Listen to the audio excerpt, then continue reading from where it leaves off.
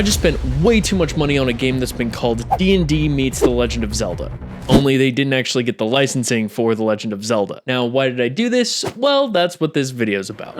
Okay, but like, how much did you actually spend? I'll tell you that a little bit later, but first I have to tell you what sold me on this. First off, the artwork.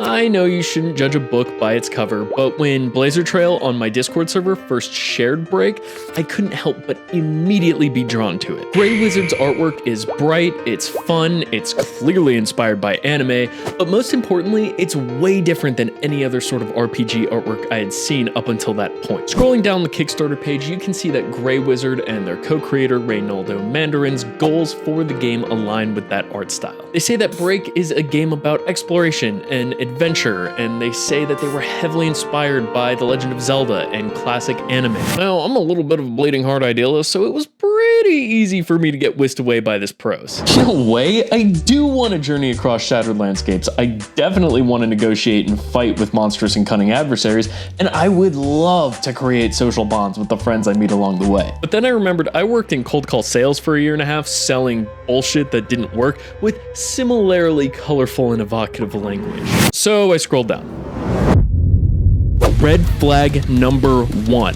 I do not give a shit about your game's setting. Bro, you already told us you bought the game. Shut up. Games that lean heavily into their in-house setting are a bowl of booty pebbles with no milk. I'm a forever DM for 2 reasons. The undiagnosed ADHD makes concentrating as a player near impossible, and I want to subject my friends to my world building. Although some of the ideas presented by Break setting are pretty cool. Like, the sun is broken, so half the planet is baked in eternal light and the other half is just caked in darkness.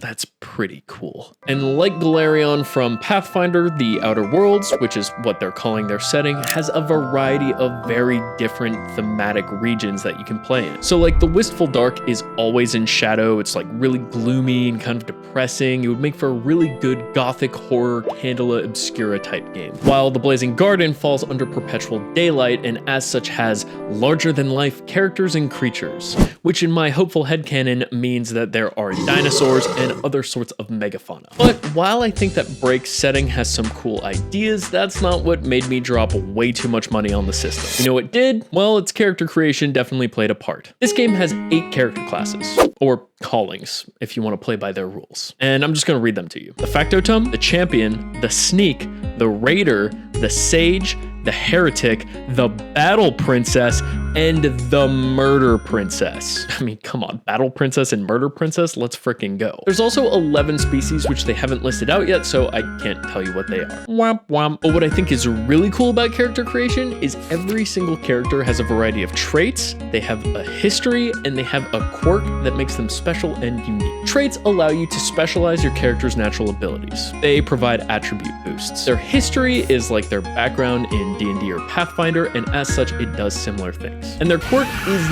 not their unique superpower, so I'm gonna need all of the My Hero fans to take it down a notch. Instead, it's what makes your character different from all the other Catboy Murder Princesses in the world. And if the phrase Catboy Murder Princess bothers you, you need to lighten the fuck up. Now, in-house settings and cool races and classes are completely meaningless without solid gameplay mechanics. And the gameplay blurb is what ultimately made me want to spend $72 on this game. I bought the print and PDF version, and they have to ship it from the UK, and it was £58, and I don't know my currency conversions that well. Back to gameplay, Break only needs a D20, which sucks for dice gobbos, but from a game design perspective, that tells me that the mechanics are going to be tight, simple, and most importantly, easy to learn. Now, Break uses skill checks and saves like most other tabletop role-playing games, and they designed the resolution mechanics for skill checks and saves to be super simple. When a check is called for, you choose the attribute that's related to that action. So like, I'm making this up, but if you want to like throw a rock, you would choose like your dexterity or something. And let's say your dex score is an 18. You're going to want to roll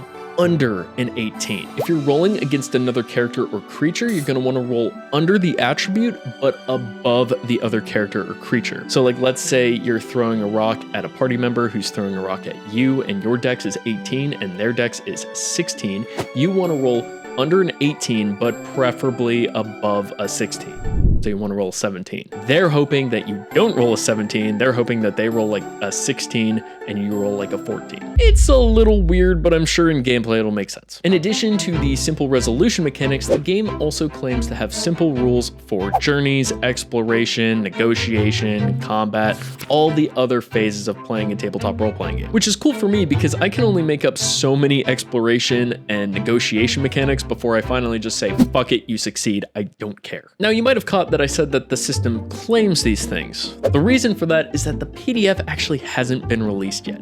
It's supposed to come out sometime in June, with the physical print copy coming out sometime in November. So we can only go off Mandarin and Grey Wizard's promises they made on the Kickstarter. But they do elaborate a little bit more later on in the pitch. The game uses a point crawl system, and so you're going to need to plan if you want to make it to your destination A-OK. Such planning includes bringing the appropriate amount of rations, figuring out what mount works best for the terrain, and determining if you're going to need any specialized equipment to traverse that terrain. When exploring an adventure site, the PCs take up different positions in the party, which expose them to differing dangers. So like the scout or rear guard are at risk of being picked off predator style. Meanwhile, the vanguard might get trapped under falling debris or something like that. I made up those examples, by the way. We don't yet know what sorts of dangers each position is going to be exposed to. Negotiation has you choose an objective and a negotiation tactic before you make your roll. I'm guessing the objective and tactic will both influence what could happen.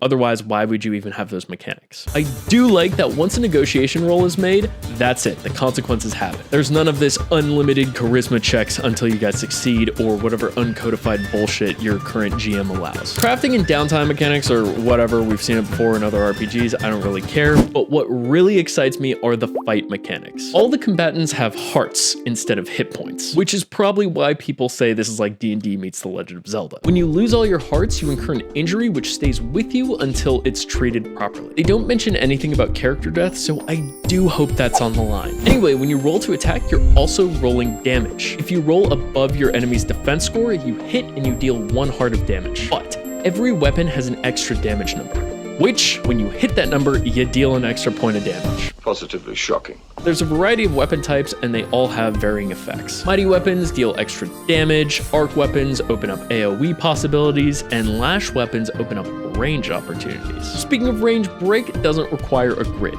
Instead, it uses abstracted battlefield areas and conditions. I'm guessing that means they use close, near, and far, like in Dungeon World, or, you know, variations on that. Finally, combat has mechanics for wagers, stunts, tricks, and assists. So theoretically, combat will be a lot more interesting than I get into melee range and then I whack it with my sword until it dies. And that's everything we know about Break.